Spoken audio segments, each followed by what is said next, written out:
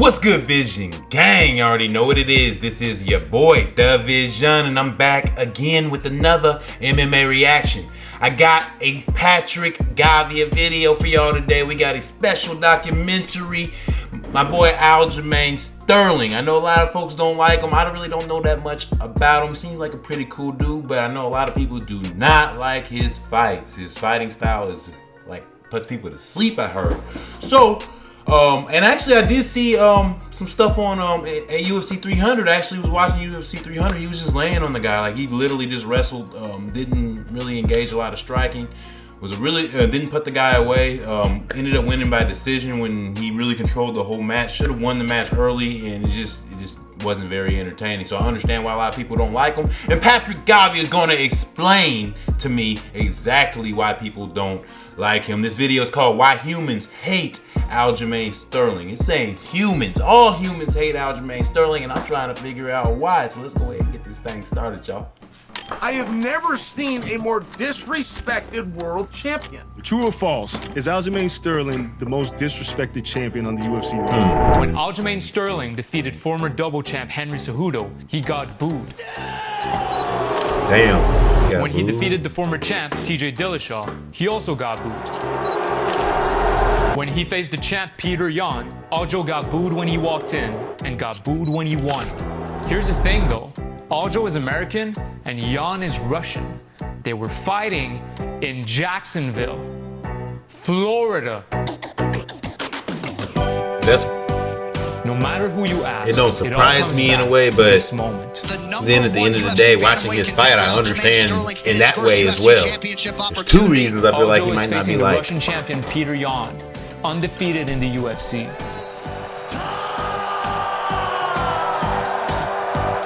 By the fourth round, 2 out of 3 judges have Peter Yan winning the fight, until this happens. Peter strikes Aljo with a knee to the face. We only have a couple of rules in this sport. Don't poke his eyes, don't bite the son of a, and don't kick him when he's down. Because Aljo can't continue to fight, Yan is disqualified. Even though he was losing the fight, Aljo becomes the champion. But the world doesn't hate him yet. No, that would only happen a few hours later after he did something truly unforgivable. And to fully grasp the nature of it, we gotta go back 100,000 years ago. I'm not kidding. What?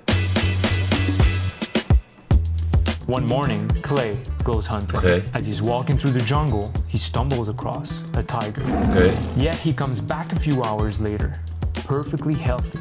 He sits down around the fire and tells his homies, "Guys, as I was walking through the jungle, a tiger attacked me." At this precise moment, everybody's wondering the same thing. How are you still alive? What did you do? Why do we need to know? Because if we find ourselves in that same situation, how do you survive? We need to know what to do to survive. Clay's story contains information vital for our survival. And it goes way beyond surviving tigers. Research suggests language evolved to swap social information back when we were living in Stone Age tribes. In other words, we gossip.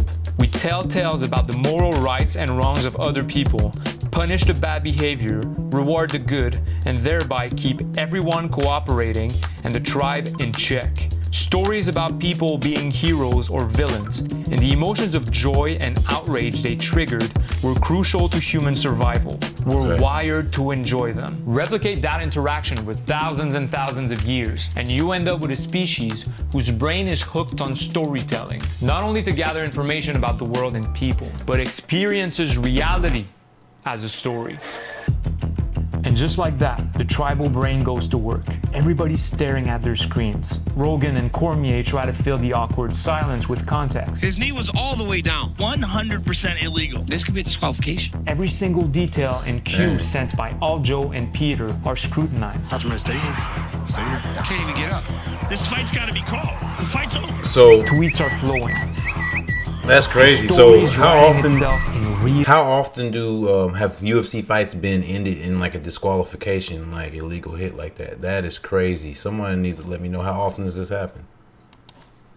Time. Aljamain doesn't know where he is. He has to go to the emergency room. One of the corners is yelling, "Just punch, just punch." I think we're gonna be done. Yeah, okay. All All right, there it is. That's it. And that is it. That's it. When Aljo wins the belt by disqualification, he throws it on the ground. Ooh. That triggers something in the tribe. Evolutionary psychologists argue we have two wired-in ambitions: to get along with people and also to get ahead of them. Getting ahead means gaining status, the craving for which is universal. A human tribe can be viewed as a status game that all the members are playing, its rules being recorded in its stories. By throwing the belt on the canvas, Aljo signals to the tribe that he rejects the champion status. Look, Aljamain is a winner. He doesn't want to win a fight like that. He refuses to climb up the social ladder without deserving it. That's not the way I want to win. That's not the way I envisioned this. As the tribe, we respect that. It is the right thing to do. We do root for our fellow brave peasant to climb up the social ladder and get the treasure. Right. But only if he slays the dragon that's guarding it Right, first. right. Don't He like didn't win that it the a right title way. can be won this way. Do you consider Aljamain Sterling to be the rightful champion?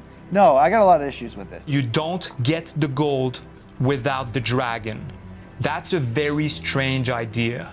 Strange indeed is what happened next. During the fight's after party, Aljo switches his tune and starts taking photos with the belt. In doing so, sending a clear message that he is accepting of his new status as champion, without having slayed the dragon. That's when the narrative starts turning on him. See, he Aljo is not a victim should have anymore. asked Piotr He's a asked to deceptive get villain. Piotr in a rematch. Cleared, nothing. That would have been his best move. If When stories he needed to concern a rematch person Piotr following the immediately rules of the group, to try to win it, like, listeners outright, try experience to a wash really win of it. positive emotions. But when they tell of someone selfishly breaking these rules, listeners experience the emotion of moral outrage. They're motivated to act to punish them, whether by being shamed and mocked, violently attacked, or ostracized from the group, which would have been a death sentence back in the Stone Age.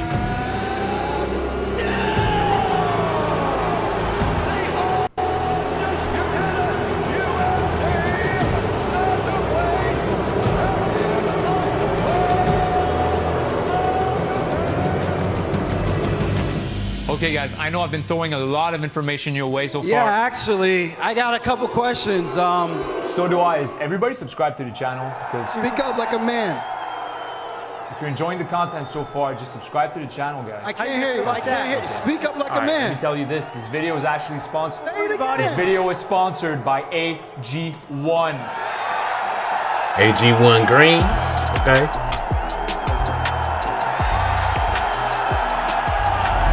Guys, I drink AG1 every single morning now. Let me tell you why. Exactly. Why? I'm telling you why. Tell us why. Come on, man. Do you have time to figure out which supplement you should be taking on a daily basis and when? Not at all. I mean, Me neither. Check this out. AG1 solves that problem for me. It's a nutritional drink.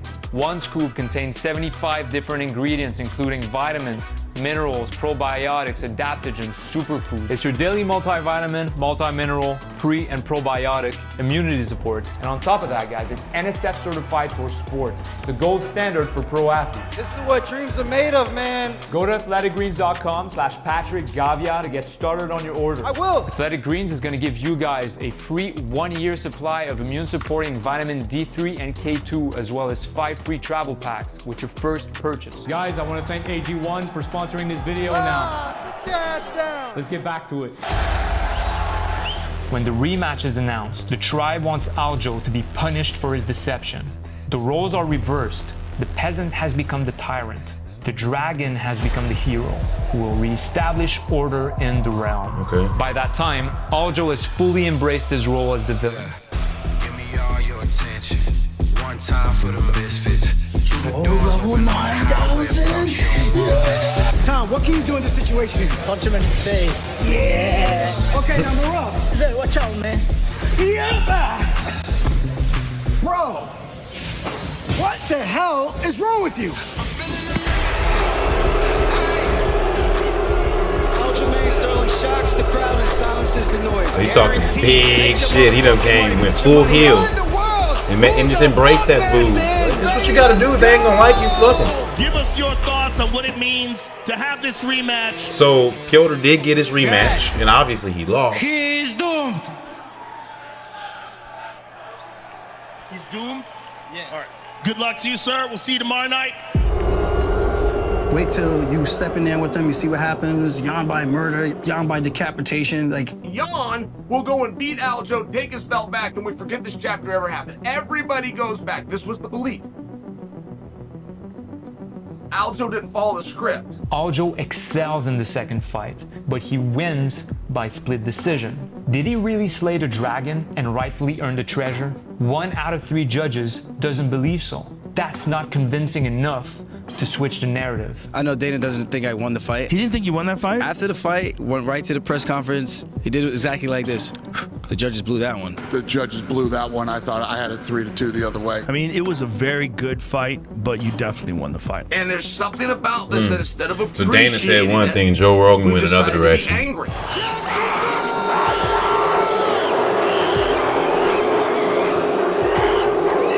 And we decided to be mean to him. And we decided to try to hurt the world champion's feelings. I'm not gonna let that take away from my experience, you know? So I can just not look, you know? I still have the power to do that and control what I actually consume and put in my head. 6 months later, he fights TJ Dillashaw. TJ had recently come back from a suspension for using performance-enhancing drugs. So he should be a villain. He's dirty. The tribe still saw TJ as the hero. He's so worried about it, he can come test me himself. He can test these nuts in his mouth. In the first round, TJ injures his shoulder. Aljo wins the fight by TKO in the second round, but now the injury is to blame. Well, of course, they don't like him. They're going to make excuses for the opponent all the time. Because there was an injury, people might take away how great your own performance was. Once again, he finds himself stuck in the narrative. Everybody's upset. And they're so upset that there's one way that we can fix this for sure. We can bring in the greatest and most decorated combat athlete in the history of time. I am picking my favorite actor, Aljamain Sterling. You're dead! We get Cejudo back, we get rid of Aljo, the world can then be fixed. It feels to me like this is the one that's getting you the love and respect. Do you agree? But ain't nobody giving you that damn respect. On social media, they come up with excuses as to why you keep winning. If you beat Henry Cejudo, after this, they gotta shut up? Aljo is from Long Island. The fight was in New Jersey. It's gonna be great to see him have the crowd behind him and go out there and beat Henry Cejudo. The crowd still booed him. Aljo didn't follow the script. Aljo beats Cejudo by split decision. Another split decision. Again. The boy Aljo just can't catch a break. No matter what he does, people don't like him. Guys, stop booing Aljamain. Like, give this man his respect. Why don't people like Aljamain Sterling, Doug? He's fighting at home and he's getting booed by his home crowd. I don't know what this man has to do in order to corner your respect. When I talk about story to people, and I tend to do that a lot, I describe events as all kinds of dots on, a white sheet of paper, like those drawings that you used to do as a kid.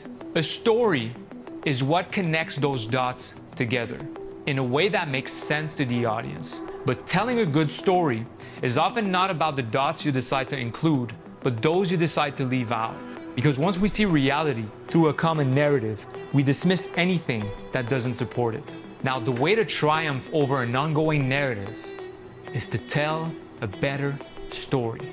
Any storyteller, even the main character, can come along and reconnect the dots in a way that is even more appealing to the audience. Verbal abuse is nothing new for Aljo. He was born in it. I come from a very big family, a lot of half-brothers and sisters. I have 19 siblings, a lot of half-brothers. It was my mom's 8 kids and then my dad's other kids. Brothers and sisters, we used to talk shit about each other's moms. Sometimes I would feel like we weren't even family because the stuff that we would say to each other was like, I always wondered if it was normal. I don't have a lot of positive memories of my dad. The way we grew up, man, verbal abuse was a big thing, I mean, he would just call us stupid and all these names for whatever reason that made us feel small, weak, stupid, useless. It really does stick with you. Like, even today, it still bothers me. Like, when I think about it, it makes me a little uneasy, so. One of the things about him that I don't think I can ever forgive is the domestic violence with my mom. There was one time they were fighting in the kitchen and my dad was beating my mom up and I just remember her calling for me, just hearing her voice call for me, screaming in pain like that. And I wasn't there for her to help her because I just wasn't strong enough for that. I just want to tell her that I'm sorry and yeah, nothing to blame yourself about. My dream was hopefully one day they get older and they end up having a better life than this. And Aljo discovers a way out. I found wrestling and that helped change the course of my life. To see the bond that those guys had, I felt like I actually mattered. I felt like I belonged. It felt more like a family to me. That was what I needed. Slowly but surely gained my confidence. He could have became a very closed off, angry person. Screw this, screw the world. This is how my life was set up. This is how I'm supposed to live. But he didn't. Aljo becomes the first member of his family to graduate from college, but he still decides to take the leap into MMA. He signs with the UFC in 2014. They tend to forget everything that Aljamain did on his way up to the championship fight. Aljo climbs his way up a division that slowly becomes the most competitive in the UFC. But that's not without suffering any losses. I lost 2 fights in a row, split decision to 2 guys ranked in the top 10. And if I listened to everyone else who said I was done, I had no chin and whatnot, you know, I'll just be back home just being a gym teacher and never knowing what I could have truly accomplished. After 7 years in the UFC, Aljo gets his first title shot. All his friends and teammates fly to Las Vegas to support him. Everything I worked for, man, like, to this point, and to have the fight go like that. Aljo ends up at the hospital. I got home from the hospital, they did a CAT scan. Aljo went to the hospital, he's cleared, nothing wrong with him. But a CAT scan is not used to diagnose concussions. It's used to make sure there's no bleeding on the brain. Right. And here I come back from the hospital, and I still don't even remember much of the night. I had to get like people to kind of help me recall what actually happened. Someone brought out the belt, I don't know who it was, I think it was Marab actually. And he's like, no brother, you deserve this, you earned this. That this was special to have people that cared about you. We had a toast.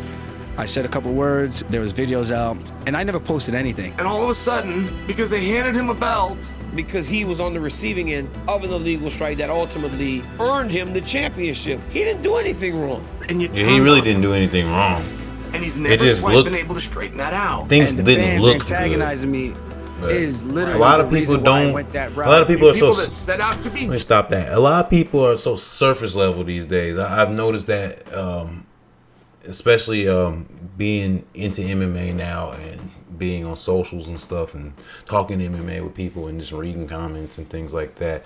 A lot of people are so surface level when it comes to fighters. They only worry about what just happened. They don't think about the career as a whole. It's always, what are you doing right now? It's just a lot of low IQ thought processes when it comes to sports in general. I feel like a lot of people just, like, you can just tell a lot of people aren't actually competitors and they're just watchers, and they have a lot of low IQ ideas about what about competition and how it actually is in competition.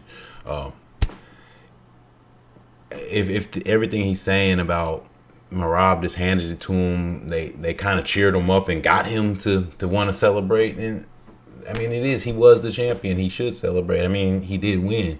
It doesn't necessarily mean that he's super proud of the way he won it. He had to enjoy the moment. Like, why sit there and sulk when you're actually the champion? So I mean, I get it. I get both sides of the thing, but I just feel like people got to be a little more deeper. We need people to be more in depth these days, man. I don't know how to fix that. I don't think there ever will be a way. So that's why it's good that he has tough skin and didn't listen to all that. Hopefully. All right, back to the video though.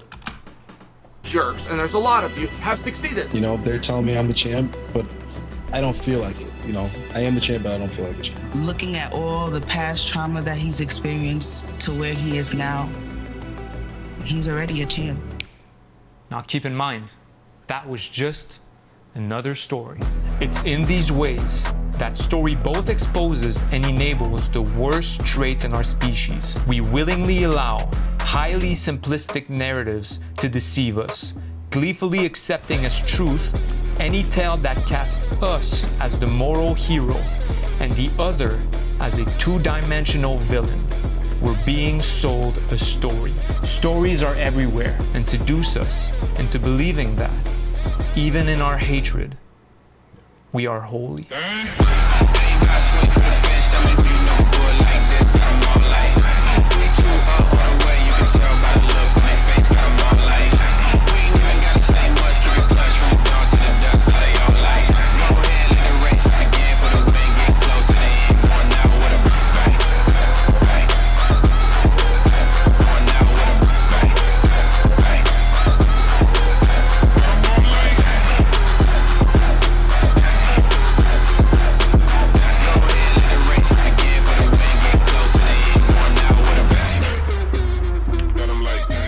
right.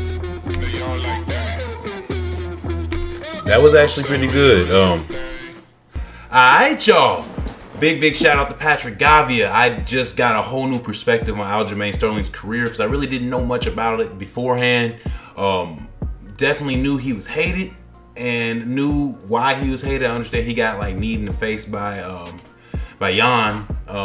But honestly, the hate is not deserved for real. He might not be your favorite fighter. He might not have your favorite style. I know a lot of people do not like pure wrestlers.